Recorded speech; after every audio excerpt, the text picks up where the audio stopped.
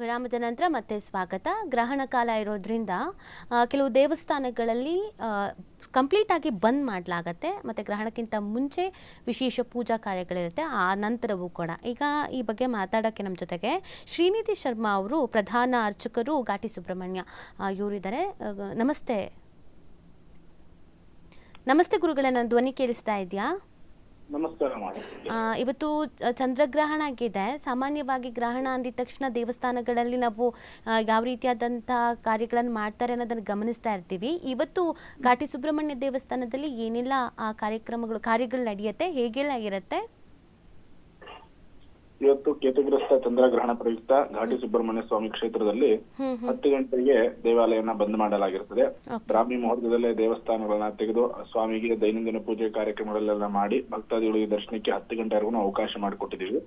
ಅದಾದ ನಂತರ ಮತ್ತೆ ಸ್ಪರ್ಶಕಾಲ ಇವತ್ತು ಮಧ್ಯಾಹ್ನ 3:15ರಿಂದ ಮೋಕ್ಷಕಾಲ 6:30ವರೆಗೂ ಗ್ರಹಣ ಸಂಭವಿಸೋದ್ರಿಂದ ಗ್ರಹಣ ಆದ ನಂತರ ಮತ್ತೆ ದೇವಾಲಯನ ತೆಗೆದು ಶುದ್ಧಿ ಪುಣ್ಯಾಹ ಶುಚೀಕರಣಗಳನ್ನೆಲ್ಲ ಮಾಡಿ ಮತ್ತೆ ಸ್ವಾಮಿಗೆ ದೈನಂದಿನ ಪೂಜೆ ಕಾರ್ಯಕ್ರಮಗಳನ್ನ ಪ್ರದೋಷ ಕಾಲದಲ್ಲಿ ಮಾಡಿ ಅದಾದ ನಂತರ 7:45ಗೆ ಭಕ್ತಾದಿಗಳಿಗೆ ಸಾರ್ವಜನಿಕರಿಗೆ ದರ್ಶನಕ್ಕೆ ಅವಕಾಶ ಮಾಡಿಕೊಡ್ತೀವಿ. ಅಂದ್ರೆ ಎಂದಿನಂತೆ ಇವತ್ತು ದರ್ಶನದ ವ್ಯವಸ್ಥೆ ಎಲ್ಲ ಇರೋದಿಲ್ಲ, ಈಗ ಸಂಜೆ ನಂತರವೇ ದೇವಸ್ಥಾನ ಓಪನ್ ಆಗುತ್ತೆ. ಹೌದು, 7:45ರಿಂದ ಮತ್ತೆ ಭಕ್ತಾದಿಗಳಿಗೆ ದರ್ಶನಕ್ಕೆ ಅವಕಾಶ ಇರುತ್ತೆ. ಗುರುಗಳಂದ್ರೆ ನಾವು ಪ್ರತಿನಿತ್ಯ ಮಾಡುವ ಪೂಜಾ ಕಾರ್ಯಗಳಿಗೂ ಇವತ್ತು ಗ್ರಹಣದ ನಂತರ ಮಾಡುವಂತ ಪೂಜಾ ಕಾರ್ಯಕ್ಕೂ ಏನ್ ವ್ಯತ್ಯಾಸ ಇರತ್ತೆ? ವಿಶೇಷವಾಗಿ ಕೇತುಗ್ರಸ್ತ ಚಂದ್ರಗ್ರಹಣದಲ್ಲಿ ಇಷ್ಟಾರ್ಥ ಸಿದ್ಧಿಗೆ ಸಂಕಲ್ಪದಲ್ಲಿ ಏನಾದ್ರೂ ಅವ್ರು ವಿಶೇಷವಾಗಿ ಏನಾದ್ರೂ ಸಂಕಲ್ಪ ಇಟ್ಕೊಂಡು ಅದನ್ನ ಕಾರ್ಯ ಮಾಡಿಕೊಂಡಾಗ ಅದನ್ನ ಬೇಗ ಸಿದ್ಧಿ ಆಗುತ್ತೆ. ಅದಕ್ಕೋಸ್ಕರ ಆ ಗ್ರಹಣದ ಟೈಮ್ ಅಲ್ಲಿ ವಿಶೇಷವಾಗಿ ಅವ್ರು ಏನಾದ್ರೂ ಒಂದು ಉದ್ದೇಶ ಇಟ್ಕೊಂಡು ಪ್ರಾರ್ಥನೆ, ಪೂಜೆ, ಸೇವೆಗಳನ್ನ ಮಾಡಿ ಚಂದ್ರಬಿಂಬವನ್ನ ದಾನ ಕೊಟ್ಟಾಗ ಅವರಿಗೆ ಇಷ್ಟಾರ್ಥ ಸಿದ್ಧಿ ಆಗುತ್ತೆ. ಸುಬ್ರಹ್ಮಣ್ಯನ ದರ್ಶನ ಮಾಡೋದ್ರಿಂದ ಇನ್ನು ವಿಶೇಷವಾದಂತಹ ಫಲ ಅವರಿಗೆ ಸಿಗುತ್ತೆ. ಇವತ್ತು ಏನಾದ್ರೂ ವಿಶೇಷವಾದಂತ ಪೂಜೆನ ಮಾಡಿಸೋದಿದ್ರೆ ಈ ಪೂಜೆನ ಮಾಡಿಸೋದು ಬಹಳ ಮಹತ್ವ, ಬಹಳ ವಿಶೇಷ ಅಂತ ಏನಾದ್ರೂ ಇದೆಯಾ? ಆ ತರ ಏನಿಲ್ಲ, ಅವ್ರು ಇಷ್ಟ ದೇವರನ್ನ ಪ್ರಾರ್ಥನೆ ಪೂಜೆ ಮಾಡೋದ್ರಿಂದ ಒಳ್ಳೇದು. ಇವತ್ತು ಗ್ರಹಣ ಆಚರಣೆ ಮಾಡ್ತಾ ಇರುವ ಭಕ್ತಾದಿಗಳಿಗೆ ಏನ್ ಹೇಳ್ತೀರಾ? ಸಲಹೆ ಏನಾದ್ರೂ ಕೊಡೋದಿದ್ರೆ? ವಿಶೇಷವಾಗಿ ಅವ್ರೇನು ಇಷ್ಟಾರ್ಥ ದೇವರನ್ನ ಮನಸ್ಸಿನಲ್ಲಿ ಪ್ರಾರ್ಥನೆ ಮಾಡ್ಕೊಂಡು ಅವರ ಇಷ್ಟ ದೇವರನ್ನ ಪೂಜೆ, ಜಪ, ಹೋಮಗಳನ್ನ ಮಾಡ್ಕೊಳ್ಳೋದ್ರಿಂದ ಅವ್ರಿಗೆ ಬಂದಿರುವಂತಹ ರಾಶಿ ದೋಷಗಳಾಗಿರ್ಬೋದು, ರಾಶಿಗಳಿಗೆ ಇರುವಂತಹ ದೋಷಗಳಾಗಿರ್ಬೋದು, ವಿಶೇಷವಾಗಿ ನಮ್ಮ ಭಾರತ ದೇಶದಲ್ಲಿ ಸ್ಪರ್ಶಕಾಲ ಕಾಣದೇ ಇರೋದ್ರಿಂದ ಬರೀ ಮೋಕ್ಷಕಾಲ ಕಾಣೋದ್ರಿಂದ ವಿಶೇಷವಾಗಿ ಈ ಗ್ರಹಣದ ಪ್ರಭಾವ ಎಲ್ರ ಮೇಲೂ ಯಾರಿಗೂ ಅಷ್ಟು ಈ ಗ್ರಹಣದಲ್ಲಿ ಸಂಭವಿಸೋದಿಲ್ಲ. ಓಕೆ, ಧನ್ಯವಾದ TV5 ಜೊತೆಗೆ ಮಾತನಾಡಿದ್ದಕ್ಕೆ. ನಮಸ್ತೆ. ಗುರುಗಳೇ, ನಾವೀಗ ಮಾತಾಡ್ತಾ ಇದ್ವಿ ಗ್ರಹಣದ ವಿಚಾರಕ್ಕೆ. ಒಂದು ರಾಶಿಯಲ್ಲಿ ಒಂದು ನಕ್ಷತ್ರದಲ್ಲಿ ಆಗ್ತಾ ಇರೋದ್ರಿಂದ ಬಹಳ ಪರಿಣಾಮ ಬಿದ್ದುಬಿಡುತ್ತೆ ಆ ರಾಶಿಯವರಿಗೆ ಅಥವಾ ಸಂಬಂಧಪಟ್ಟಂಥ ರಾಶಿಗಳಿಗೆ ಅನ್ನೋದೊಂದು ಭಯ. ಎಲ್ರಿಗೂ ಪ್ರಶ್ನೆ ಇರುತ್ತೆ, ಅವರವರ ರಾಶಿಯವರಿಗೆ ಗ್ರಹಣಗಳು ಹೇಗೆ ಎಫೆಕ್ಟ್ ಆಗುತ್ತೆ ಅಂತ. ಅದ್ರ ಬಗ್ಗೆ ತಿಳಿಸೋದಾದರೆ ನಾವು ಈ 12 ರಾಶಿಗಳ ಬಗ್ಗೆ ನೋಡೋದಾದರೆ ಯಾರ್ಯಾರಿಗೆ ಯಾವ್ಯಾವ ಥರ ಇದೆ ಅಂತ ತಿಳಿಸೋದಾದರೆ ನೋಡಿ, ಪ್ರಮುಖವಾಗಿ 3 ರಾಶಿಯವರಿಗೆ ಈ ಗ್ರಹಣ ಒಂದಷ್ಟು ಹೆಚ್ಚು ಪರಿಣಾಮ ಬೀಳುವಂಥದ್ದಿರುತ್ತೆ.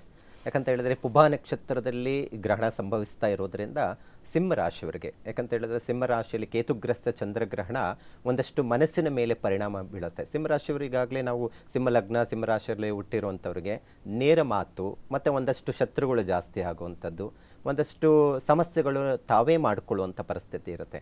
ಸಾಧ್ಯವಾದಷ್ಟು ಸಿಂಹರಾಶಿಯವರು ಅದು ಪುಬಾ ನಕ್ಷತ್ರ ಆಗಬಹುದು ಅಥವಾ ಉತ್ತರ 1ನೇ ಪಾದ ಆಗಬಹುದು, ಮಗ ನಕ್ಷತ್ರದಲ್ಲಿ ಜನನ ಆಗಿರುವಂಥವ್ರಾಗ್ಬೋದು. ಈ 3 ನಕ್ಷತ್ರಗಳು ಸಿಂಹರಾಶಿಗೆ ಅನ್ವಯ ಆಗಿರೋದ್ರಿಂದ ಸಾಧ್ಯವಾದಷ್ಟು ಸಹ 1 ತಿಂಗಳ ಕಾಲ ಯಾವುದೇ ರೀತಿಯಾದಂಥ ದೊಡ್ಡ ರೀತಿಯಾದಂಥ ಇನ್ವೆಸ್ಟ್ಮೆಂಟ್ ಮಾಡೋದಾಗಲಿ ಅಥವಾ ಹೆಚ್ಚಿನ ಮಟ್ಟಿಗೆ ಕಲಹಗಳನ್ನು ಮಾಡಿಕೊಳ್ಳುವಂಥದ್ದಾಗಲಿ ಅಥವಾ ಯಾವುದಾದ್ರೂ ಕೋರ್ಟು ಕಚೇರಿಗೆ ಸಂಬಂಧಪಟ್ಟಂಥದ್ದು ಸಮಸ್ಯೆಗಳನ್ನು ಆದಷ್ಟು ಅವಾಯ್ಡ್ ಮಾಡೋದು ಬಹಳ ಮುಖ್ಯವಾಗಿರುತ್ತೆ. ಹೆಚ್ಚು ಪರಿಣಾಮ ಈ ಸಿಂಹರಾಶಿಯವರಿಗೆ ಈ ಗ್ರಹಣ, ಚಂದ್ರಗ್ರಹಣ ಅನ್ನುವಂಥದ್ದು ಹೆಚ್ಚು ತೊಂದರೆಗಳಾಗುತ್ತೆ. ವಿನಾಕಾರಣ ಕಲಹಗಳು ಬರುತ್ತೆ, ಅದು ಪೊಲೀಸ್ ಸ್ಟೇಷನ್ನು, ಕೋರ್ಟು ತನಕ ಹೋಗುವಂಥ ಸಾಧ್ಯತೆಗಳು ಇರೋದರಿಂದ ಈ ಗ್ರಹಣ ಒಂದಷ್ಟು ತಿಂಗಳ ಕಾಲ ಪರಿಣಾಮ ಬೀಳುವಂಥದ್ದಿರುತ್ತೆ. ದೀರ್ಘಕಾಲದವರೆಗೂ ಏನಿರೋದಿಲ್ಲ, 1 ತಿಂಗಳ ಕಾಲವರೆಗೂ ಇದನ್ನು ಅನುಸರಿಸೋದು ಬಹಳ ಒಳ್ಳೆಯದು. ಇನ್ನು ಚಂದ್ರಗ್ರಹಣ ಅಂತ ಹೇಳಿದ ತಕ್ಷಣ ಚಂದ್ರನಿಂದ ಸೃಷ್ಟಿ ಆಗಿರುವಂಥದ್ದಾಗಿದೆ. ಹಾಗಾಗಿ ಚಂದ್ರನ ಮನೆ ಯಾವುದು? ಕರ್ಕಾಟಕ ರಾಶಿ ಅಂತ ಹೇಳ್ತೀವಿ. ಹಾಗಾಗಿ ಕರ್ಕಾಟಕ ರಾಶಿಯವರು ಸಾಧ್ಯವಾದಷ್ಟು ತಾಯಿಯ ಜೊತೆ ಆದಷ್ಟು ಬಾಂಧವ್ಯತೆಯಿಂದ ಇರಿ. ಯಾಕಂತ ಹೇಳಿದ್ರೆ ಈಗಾಗಲೇ ಎಕ್ಸಾಮ್ಸ್ಗಳು ನಡೀತಾ ಇದೆ, ಮಕ್ಕಳಿಗೆ PU ಎಕ್ಸಾಮ್ ನಡೀತಾ ಇದೆ, ಈಗಾಗಲೇ SSLC ಎಕ್ಸಾಮ್ ಬರುತ್ತೆ. ಮಕ್ಕಳ ನಡುವೆ ತಾಯಿಯ ಬಾಂಧವ್ಯತೆ ಹಾಳಾಗುವಂಥದ್ದು ಅಥವಾ ಆಸ್ತಿ ವಿವಾದಗಳು ಬರಬಹುದು ಮುಂದಿನ ದಿನಗಳಲ್ಲಿ. ಚಿಕ್ಕ ಪುಟ್ಟ ಮದುವೆ ವಿಚಾರಕ್ಕೆ ಸಂಬಂಧಪಟ್ಟಂಥ ಜಗಳಗಳು ಆಗಬಹುದು.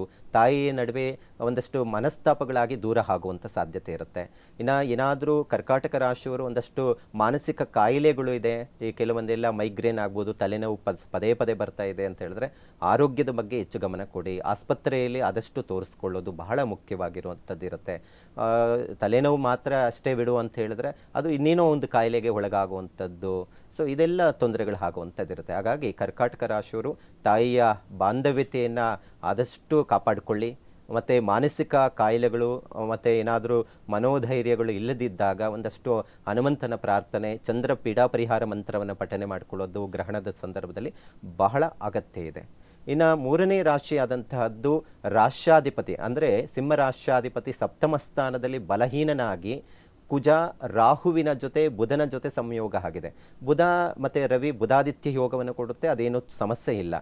ಯಾವಾಗ ಈ ಕುಂಭರಾಶಿಯಲ್ಲಿ ಶತ್ರುಗ್ರಹವಾದಂತಹ ಈ ರವಿ ಬಂದು ಕೂತ್ಕೊಂಡಾಗ ಈ ಕುಜ ರಾಹು ಒಂದಷ್ಟು ಉದ್ವೇಗಕ್ಕೆ ಒಳಗಾಗುವಂಥದ್ದು. ಚೆನ್ನಾಗೇ ಇರ್ತೀರಾ, ಒಂದು ಮನೆಯಲ್ಲಿ ಚಿಕ್ಕ ಪುಟ್ಟ ವಿಚಾರದಲ್ಲಿ ಗಲಾಟೆ ಮಾಡಿಕೊಳ್ಳುವಂಥದ್ದು, ದೊಡ್ಡ ಮಟ್ಟಿಗೆ ಕಲಹದಿಂದ ವೈವಾಹಿಕ ಜೀವನದಲ್ಲಿ ಬಿರುಕುಂಟು ಮಾಡುವಂಥ ಸಾಧ್ಯತೆಗಳು ಜಾಸ್ತಿ ಇರುತ್ತೆ.